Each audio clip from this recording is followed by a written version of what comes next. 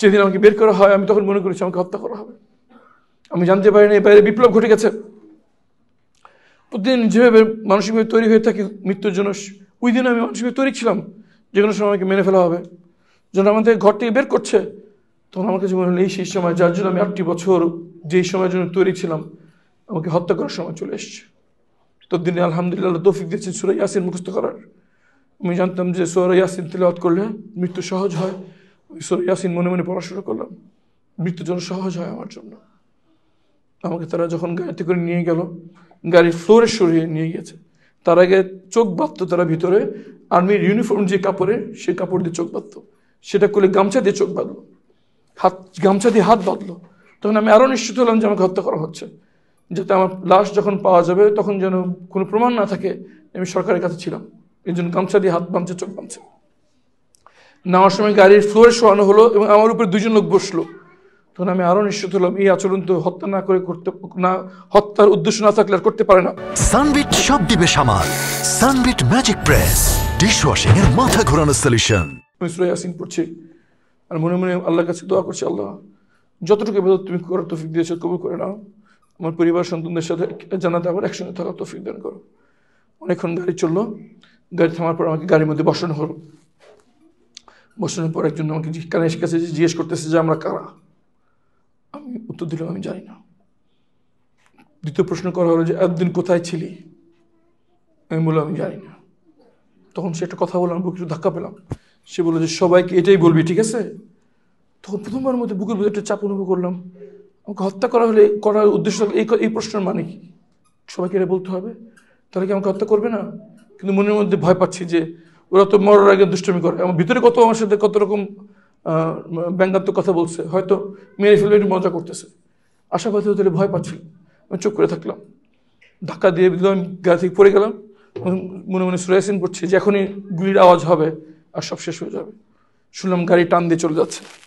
আমি তো চোখ বাঁধা, আমি মনে করলাম গাড়ি চলে গেছে, নিশ্চয়ই সামনে কয়েকজন দাঁড়িয়ে আছে, এখনই বন্দুকের লোডের আওয়াজ, বন্দুকের গুলি আসবে, সব শেষ হয়ে যাবে। এমনকি আমার মনে আছে আমি বন্দুক লোডের আওয়াজও শুনেছি, জানি না কীভাবে শুনলাম। আমি নিশ্চিত চোখ বন্ধ করে হাত শক্ত, বুক শক্ত করে বসে আছি, এখনই গুলি আসবে আর সব শেষ হয়ে যাবে। কিন্তু আমি ইয়াসিন 1বার 2বার 3বার 4বার 5বার করে আসি, সূরা ইয়াসিন পড়ে শেষ করে ফেলছি, এখনো কোনো গুলির আওয়াজ আসতেছে না। আর হালকা ঝিঝি পোকার আওয়াজ ছাড়া কিছু শুনতে পাচ্ছি না।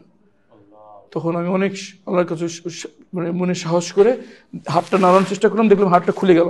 এমনভাবে হাতটা বেঁধেছিল, হাতটা খুলে গেল। হাতের চোখের কাপড়টা হালকা করে লুজ করে এদিক ওদিক তাকিয়ে দেখলাম আশেপাশে কেউ নাই, পিছনে ঝোপঝাড়। আরও কিছু দোয়া কালাম করে আল্লাহর উপর তাকুর করে সাহস করে চোখের কাপড়টা খুলে ফেললাম। দেখলাম যে আমি একটি খোলা প্রান্তরে দাঁড়িয়ে আছি, পিছনে ঝোপঝাড় আর বাইরে দূরের প্রান্তরে কিছু নেই, দূরে একটু আলো দেখা যাচ্ছে। আমার ভিতরে পুষ্টির অভাবে আমার 2 চোখে ছানি পড়ে গিয়েছিল, সব কিছু আমি ঘোলা দেখছিলাম, কিন্তু দূরে একটা আলো দেখতে পাচ্ছিলাম, টিম করে আলো জ্বলছে। দোয়া কালাম করে সে আলোর দিকে হাঁটা শুরু করলাম। কাছাকাছি যে দেখতে পেলাম যে একটি কনস্ট্রাকশন সাইট, যেখানে বিল্ডিং তৈরি হয়। সে কাছে যাওয়ার পর সেই সাইনবোর্ডে বড় করে লেখা দিয়াবাড়ি উত্তরা। এই বুঝলাম আমি উত্তরা আছি। তখনও কিন্তু আমি জানি না বাইরে বিপ্লব হয়ে গেছে, ফ্যাসিস্ট পালিয়ে গিয়েছে। যখনই আমি ওই বিল্ডিংয়ের কাছাকাছি গেলাম, ওখানে প্রহরী কুকুর ছিল, কুকুর ঘেউ ঘেউ শুরু করলো, কয়েকজন দারোয়ান দৌড়ে আসলো। আমি ভয় পাচ্ছিলাম নিজে পরিচয় দিতে। যে আজান হয়ে গেলো, দেখলাম যে সবজি বিক্রেতারা সব এক এক রাস্তায় বেরিয়ে আসছে। তখন আমি তাদের কাছে যে জিজ্ঞেস করলাম আজান শুনতে পাচ্ছি, মসজিদ কোন দিকে? তারা আমাকে মসজিদ দেখিয়ে দিল। মসজিদে যে নামাজ পড়লাম, মনে মনে চিন্তা করছি আমি কী করতে পারি। তখন আল্লাহ আমাকে মনে করিয়ে দিলেন উত্তরায় একটি অলাভজনক হাসপাতাল রয়েছে, ইবনে সিনা হাসপাতাল। সেটা আমার পিতার প্রতিষ্ঠা করা এবং সেটার কাগজপত্র ব্যারিস্টার আব্দুর রাজ্জাক সাহেবের চেম্বার থেকে করা, এবং সেই কাগজপত্রে আমার কাজ করার সৌভাগ্য হয়েছিল। কিন্তু আমার তো মনে নেই ঠিকানা কোথায়, উত্তরা শুধু একটু জানি। তখন মনে হলো আমি কোনোভাবে যদি ওখানে পৌঁছতে পারি তাহলে হয়তো কেউ আমাকে সাহায্য করতে পারবে। তখন আল্লাহ মনে করে দিলেন ইমাম সাহেবের কাছে আমি সাহায্য চেতে পারি যে কীভাবে আমি উত্তরা ইবনে সিনা যাবো। নামাজ শেষ করে ইমাম সাহেবের কাছে গেলাম। তখন আমার পরিচয় দিতে ভয় পাচ্ছি, আমি তো জানি না বিপ্লব হয়ে গেছে। আমি যে এক কথা বললাম যে অজ্ঞান পার্টি আমার সব নিয়ে গেছে, আমার এক আত্মীয় ইবনে সিনা উত্তরা আছে, যদি আমি ওখানে যেতে পারি আমি একটু সাহায্য হবো। হুজুর আমি কীভাবে যাবো সেখানে? সে বলে আমি তো সকালে মর্নিং ওয়াক করি, আমি আপনাকে ওখানে নিয়ে যাবো, চলেন। তোমাকে নিয়ে বলে ওই সামনে ইবনে সিনার ওদিক চলে যাও। খুব আশায় আসতে করে গার্ডের মেইন দরজার কাছে গেলাম। গার্ড তো আমাকে চিনছে না, পরনে ছেঁড়া লুঙ্গি, ময়লা গেঞ্জি আর গামছা যেটা চোখ বেঁধেছিল সেটা গলায় ঝুলছে। সে আমাকে চিনতে পারছে না। তো আমি যখন বুঝলাম সে আমাকে চিনতে পারছে, আমি বললাম একটু ম্যানেজারের সাথে কথা বলা দরকার। সে বললো যে এখন বাজে ভোর 6টা, ম্যানেজার আসবে 9টায়, 9টার সময় আসেন যান। ধমক দিয়ে আমাকে সরাই দিল। আমি কী করবো, আমি গেটের সামনে মাটিতে বসে পড়লাম, বসে কোরআন শরীফ যত মুখস্থ পড়া শুরু করলাম। তখন তো দেশে অস্থির পরিস্থিতি চলতেছে, কারণ বললো যে এখানে গেটের কাছে বসা যাবে না, দূরে যেয়ে বসেন। তো আমি রাস্তা পার হয়ে যে রাস্তার ওই পিছনে ফুটপাতে বসে কোরআন শরীফ পড়তেছি, আর অপেক্ষা করছি যে কেউ আসে কিনা পরিচিত। দেখলাম আস্তে আস্তে প্রথমে ক্লিনাররা আসলো, তারপর নার্সরা আসলো, কিছু পর দেখলাম ছুট্টাই পরে একজন ম্যানেজার লেভেল লোকজন আসতেছে, লোক আসতেছে। দৌড়ে তার কাছে গেলাম, দূরে এসে দেখে সে ভয় পেয়ে গেল আমাকে দেখে, উল্টা সে পিছিয়ে হটে গেল আমাকে দেখে। তখন বুঝলাম সে আমাকে চিনতে পারছে না। এমন সময় দেখলাম তার হাতে একটা স্মার্টফোন আছে, সেখানে নোটিফিকেশন বাজতেছে, টিং টিং করে নোটিফিকেশন আসতেছে। ভাই আমি একটু মোবাইল ফোন ইউজ করতে পারি?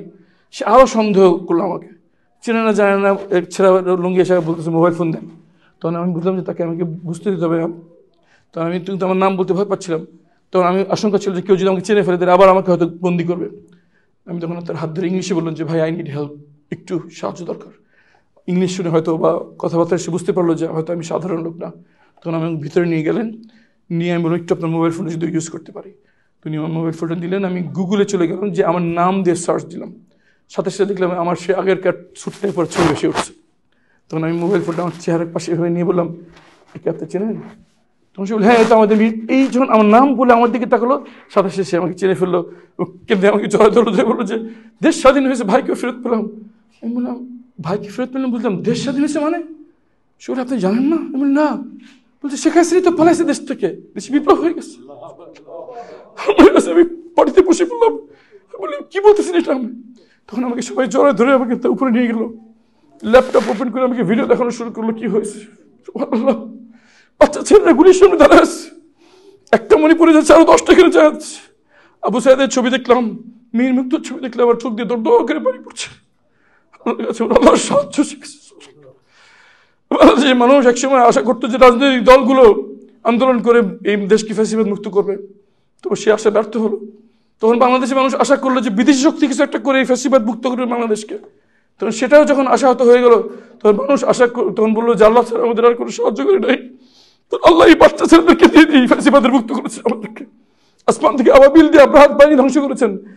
এমন কিছু বাচ্চা ছেলে মেয়ে, এক শহীদের পিতা আমাকে বলেছেন যে আমি আমার ছেলেকে নিজের বিছনা করতে দেই নাই, নিজের কাপড় ধুইতে দেই নাই। ওর কাছ থেকে কেউ তো দূরে থাকে, আমরাও কিছু আশা করতাম না, এত আদরে বড় হওয়া ছেলে। সেই ছেলে আমাদের সবার নিষেধ বারণ অমান্য করে তার আগের দিন তার কলেজে 3টে ছেলে নিহত হয়েছে, তারপরে সে যে ওখানে দাঁড়িয়ে শহীদ হয়েছে।